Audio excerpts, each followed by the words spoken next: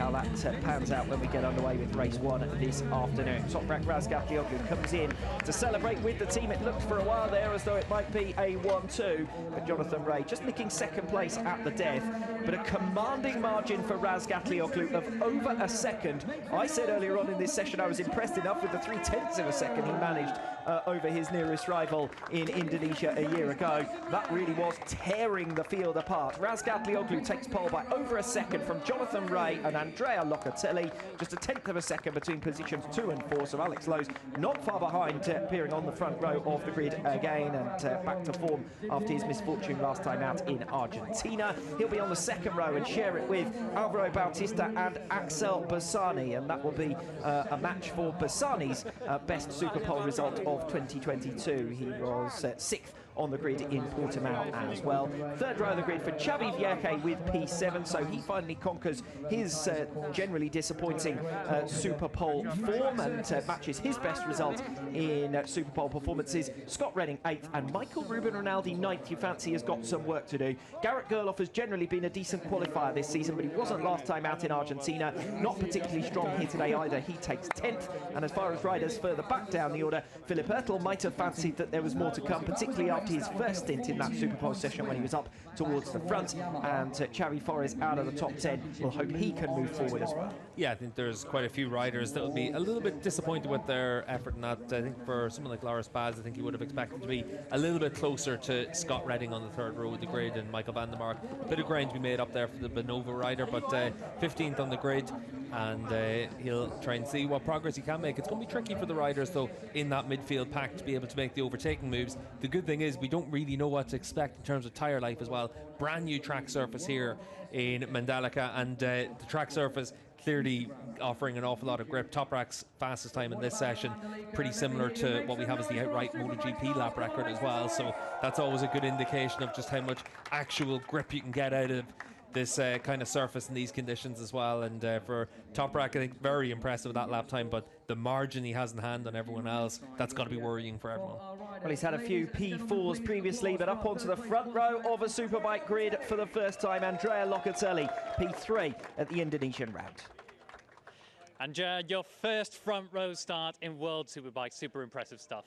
Yeah, I'm like a dream today, because I never think it was possible, but then I want to say thanks to Toprak, because helped me to do the good lap time, but also I want to say many thanks to my team, because they have given me a good bike and I can push. And so now we start from the P3 and we try to get the maximum today on the race, but for sure it's a good motivation to do a good racing, for sure.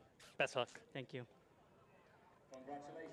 Well, good news for Andrea Locatelli up onto the front row of the grid alongside Toprak Wsbk and Jonathan Ray, and that sets himself up nicely to reverse his disappointing results of recent rounds, to be perfectly honest. Best finish of 8th last time out in San Juan, of 6th in Portimao previously. The Catalunya round was just a disaster all round, so much needed bounce back to form for Andrea Locatelli, who gave credit there to Toprak for the teamwork that we do often see from Pata Yamaha. It's worked out for them nicely today, both of their riders on the front row of the grid. Yeah, it works out really well for Yamaha, and that's a good indication of the work that they've been doing together as well. And certainly for Toprak, he's been fast and impressive all the way through the weekend. Locatelli, though, this is what's going to give him a lot of confidence going forward. Hopefully over the course of the rest of the weekend he's able to put that into some strong race results as well. It's certainly what Yamaha needs to see too.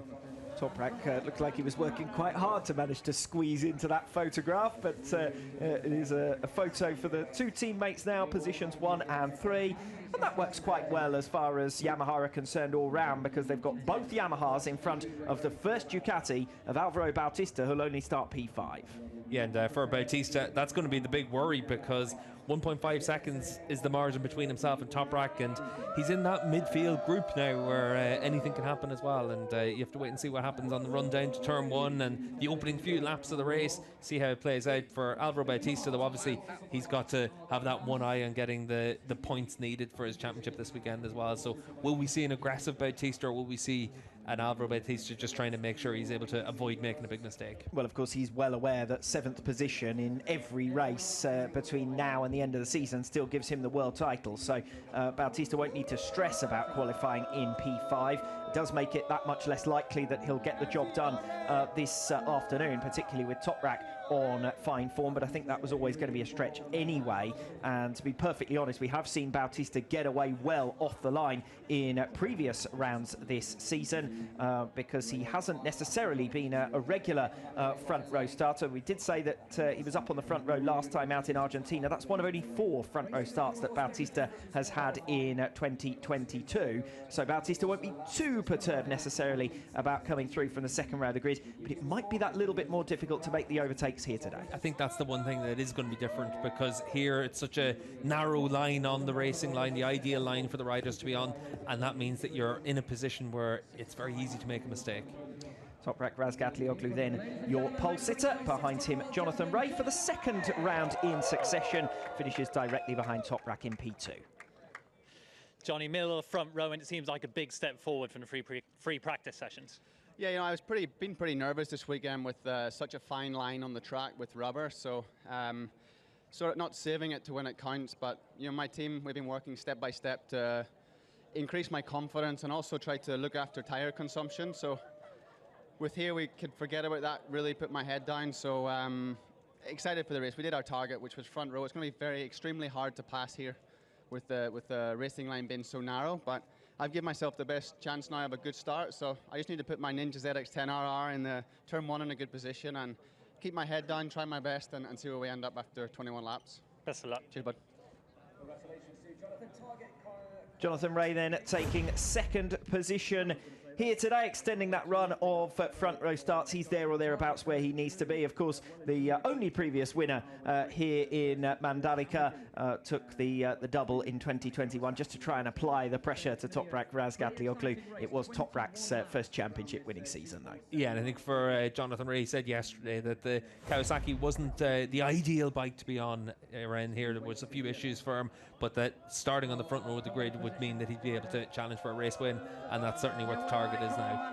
The fans here in Indonesia enjoying proceedings directly in front of the paddock show and getting up close and personal to their heroes on Saturday morning. The top 3, of course, Andrea Locatelli, Jonathan Rea and Toprak Razgatlioglu. An astonishingly dominant performance in Superpole this morning. Over a second his winning margin in Superpole, and that's the biggest in over a decade.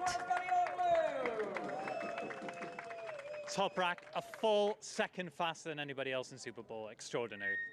First, I say I'm really happy. Normally, I'm not waiting this lap time, but also I'm the surprise. And yeah, I feeling bike is very good, and thanks to my team, is a good job this weekend. And now I'm feeling ready to race. And okay, race always difficult, but I fighting again for the win, inshallah. Best of luck. Congratulations.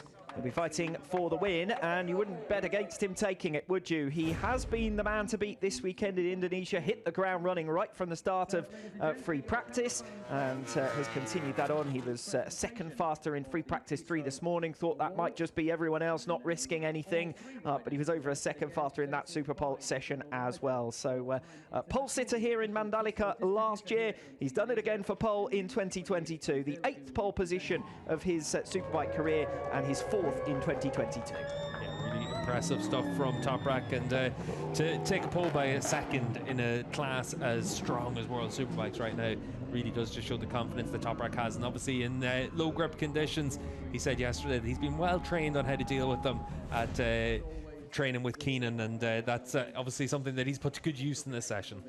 Oh, are you saying that Keenan's circuit's not particularly clean then? I don't think the racing's too clean over there with them as well. No, just from the images that we see on social media, I think that's clear enough. Razgatlioglu, Rea and Locatelli, then your front row. First front row start for Andrea Locatelli. For Jonathan Rea, it's number 107 in terms of front row starts, and 11 out of 11 in 2022. Only once has Razgatlioglu been off the front row of the grid this season. That was at the Catalunya round. This is his 4th pole position and his 2nd in succession following Argentina 3 weeks ago. Great to see such a fan presence, as we've said already. An estimated 20,000 spectators over the course of the weekend a year ago. But as the restrictions are gradually eased in this part of the world, hopefully we'll see a big attendance, particularly tomorrow. Here are our front row trio then for race 1 this afternoon, also the Tissot Superpole race tomorrow. Razgat, Lioglu, Ray and Locatelli. A few riders that will be hoping to move through from further down the order, particularly Michael Ruben Rinaldi, who in the end only managed to qualify in 9th. Yeah, for Rinaldi, there's a bit of work to be done for him, but the time difference between himself and his teammate only a few tenths of a second as well, so it does just show how tightly compact it is in that second group, really, from Bautista all the way down to the likes of Xavi Fares, only half a second between them. Fares is 13th on the grid. And to be perfectly honest, Rinaldi 9th place, that's roughly where he's been in the last few rounds for Superpole performances, and he was 10th in Barcelona on the grid, but gradually worked forward to finish 2nd by the end of race 2. Portimao, he was 9th on the grid and gradually improved there as the weekend went on as well to finish 4th in race 2, and he had 3 consecutive top 5 finishes last